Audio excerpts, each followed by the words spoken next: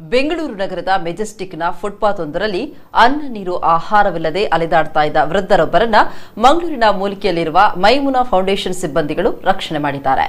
ಮಂಗಳೂರಿನ ಕುದ್ರೋಳಿ ನಿವಾಸಿ ಹಸನಬ ಯಾನೆ ಮೋನು ಕಾಕಾ ಮೈಮುನಾ ಫೌಂಡೇಶನ್ನಿಂದ ರಕ್ಷಣೆಗೆ ಒಳಗಾದ ವೃದ್ಧರಾಗಿದ್ದಾರೆ. ತುಳು ಮತ್ತು ಬ್ಯಾರಿ ಭಾಷೆಯಲ್ಲಿ ವೃದ್ಧ ಮೋನು ಕಾಕಾ ಬೆಂಗಳೂರು ನಗರದ ಮೆಜೆಸ್ಟಿಕ್ನ ಫುಟ್ಪಾತ್ ಒಂದರಲ್ಲಿ ಅನ್ನ ನೀರು ಸೇವಿಸದೆ ಮಲಗಿದ್ದ ವಿಡಿಯೋ ಕಳೆದ ಕೆಲವು ದಿನಗಳಿಂದ ಸಾಮಾಜಿಕ ಜಾಲತಾಣಗಳಲ್ಲಿ ಅಲೆದಾಡ್ತಾ ಇತ್ತು.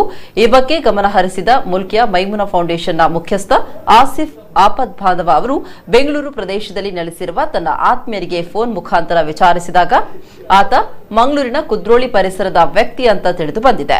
ತಕ್ಷಣ ಕಾರ್ಯಪ್ರವೃತ್ತರಾದ ಆಪದ್ ಬಾಂಧವ ಆಸಿಫ್ ಬೆಂಗಳೂರಿನ ಪಿಎಫ್ ಸಂಘಟನೆಯ ಮುಖಂಡ ರಿಲ್ವಾನ್ ಅವರಿಗೆ ಕರೆ ಮಾಡಿ ವಿಷಯವನ್ನ ತಿಳಿಸಿದ್ದಾರೆ.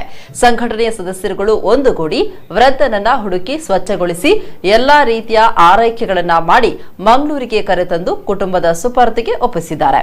ಮೈಮುನಾ ಫೌಂಡೇಶನ್ ಮುಖ್ಯಸ್ಥರ ಸಾಮಾಜಿಕ ಕಳಕಳಿಗೆ ಸಾಮಾಜಿಕ ಜಾಲತಾಣಗಳಲ್ಲಿ ಭಾರಿ ಪ್ರಶಂಸೆ ವ್ಯಕ್ತವಾಗಿದೆ.